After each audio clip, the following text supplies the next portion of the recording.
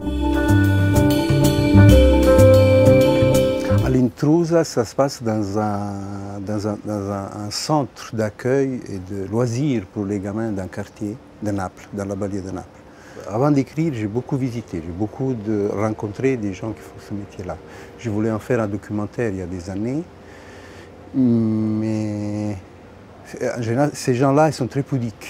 Ils n'ont pas envie d'être filmés pendant qu'ils font ce qu'ils font. Et donc, c'est une histoire que dans ce lieu, ce qu'on appelle un lieu du bien, c'est-à-dire que les gamins sont amenés là pour se protéger, pour essayer de les enlever, de les soustraire à l'influence possible de la mafia. La mafia, elle est toujours présente, mais elle est toujours... On la rencontre avant ou après, c'est jamais au centre. Je sais toujours, c'est surtout de raconter les gens qui vivent à côté. Qu'est-ce que ça veut dire vivre avec? Je pense que c'est plus intéressant, ça raconte moi, surtout.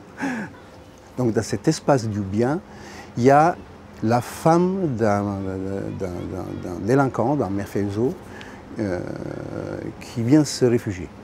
Voilà. Et ça pose beaucoup de problèmes avec les usagers qui sont de la même extraction sociale de la fille. Voilà. J'ai choisi de rester dans un lieu et essayer de capter ce qui sont les échos de ce qu'il y a derrière ce milieu-là. Et ça m'aide à travailler sur le hors-champ, ce que je trouve intéressant. Voilà. Il y a beaucoup de films qui se font sur la mafia, mais qui rentrent dedans, même à la télé, et qu'ils sont très contents de ça. Moi, ça ne m'intéresse pas. C'est pas quelque chose qui... C'est pas en regardant en face qu'on comprend ce système. Moi, je pense que c'est beaucoup plus important de voir les stratégies des gens à côté et les stratégies qu'ils mettent en place pour comprendre même la mafia. C'est beaucoup plus intéressant les stratégies des gens. Et moi, je pense aussi que la mafia, on peut la prendre même comme une métaphore d'autre chose.